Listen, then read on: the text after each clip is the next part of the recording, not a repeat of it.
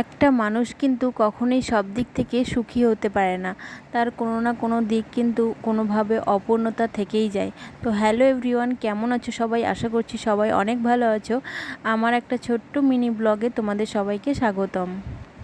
আমার দিনগুলো আমি কিভাবে কাটাই তারই একটি দিন আমি শেয়ার করছি। তো সকালবেলা স্নান সেরে ঠাকুর ঘরে চলে গিয়েছিলাম, আমার প্রিয় শান্তির জায়গা। আর তারপর গাছ থেকে ফুল আনতে গিয়েছিলাম। আর গাছে গিয়ে দেখি গাছে অনেক ফুল ফুটেছে, তাই ফুলগুলোকে সব তুলে নিচ্ছিলাম। অনেক ধরনের ফুল ছিল, সব ফুলগুলোকে কিছু কিছু করে তুলে নিচ্ছিলাম। আমরা কিন্তু সবাই চাই সুখী হতে, কিন্তু ভগবান এমনই, সবাইকে কিন্তু সব দিক থেকে সুখী করেন না, কিছু না কিছু অপূর্ণতা থেকেই যায়। আর এই অপূর্ণতা থাকে জন্যই হয়তো আমরা সুখটাকে এতটা মূল্যবান মনে করি আর এই সুখটাকে সবসময় পেতে চাই।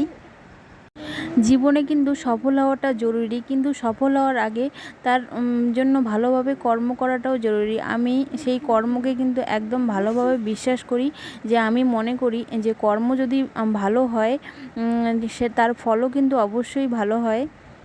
স্বপ্ন শুধু দেখলেই হয় না, সেই স্বপ্নর জন্য প্রচুর পরিশ্রম করতে হয়। আর সে যদি পরিশ্রম যে করতে পারে সেই কিন্তু তার স্বপ্নে পৌঁছতে পারে। আর যে পরিশ্রম করতে পারে না তার স্বপ্ন কিন্তু স্বপ্নই থেকে যায়। তো এই যে আমার সবগুলো ফুল তোলা হয়েই গেছে, আর এই যে আমার দেখো সাজিও ভরে গেছে ফুল দিয়ে। আর ফুলগুলো সব তুলে ঘরে নিয়ে চলে গেলাম। তারপর ঠাকুরের যে বাসি ফুলগুলো ছিল আগের দিনে সেগুলো তুলে নিয়েছি। আর ঠাকুরের বাসনগুলো সব ধুয়ে ঠাকুরকে ধূপ প্রদীপ জ্বালিয়ে ঠাকুরকে আমার পুজো দেওয়াও হয়ে গেল। মানে আমার কিন্তু একটা খুব বড় কাজ হয়ে গেল। এরপর আমি বাকি কাজগুলো আস্তে আস্তে করে নেব।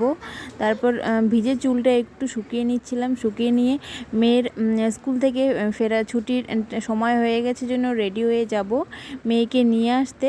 আর তারপর তো আর কিছুই অন্য কাজ তেমন একটা হবেই না, মেয়েকেই আমার সময় দিতে হবে।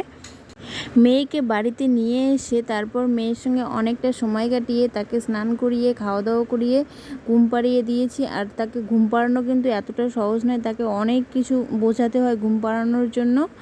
যে তুমি সারাদিন অনেক কাজ করো, তার জন্য একটু রেস্টের প্রয়োজন আছে। আর রেস্ট মানেই কিন্তু ঘুমের দরকার আছে, তাই তাকে অনেক কিছু বলে ঘুম পাড়িয়ে দিয়েছি। এরপর আমি আমার একটু কাজ করতে বসে গেছি, মানে একটা ব্লাউজ বানাচ্ছিলাম। তার কিছু একটু কাটিং বাকি ছিল, মানে লটকনের কাপড়টা কাটিং বাকি ছিল, সেটা কেটে নিচ্ছি। আর হিসাব করে নিচ্ছিলাম যে সব ঠিক আছে কিনা। আর রান্নাটা যেহেতু সকালবেলায় হয়ে গেছে, তাই রান্নার আজকে সেরকম একটা চাপ ছিল না। তো এইভাবেই চলে গেল আজকের দিনটা। তো ভিডিওটি কেমন লাগলো অবশ্যই জানিও কিন্তু। বাই।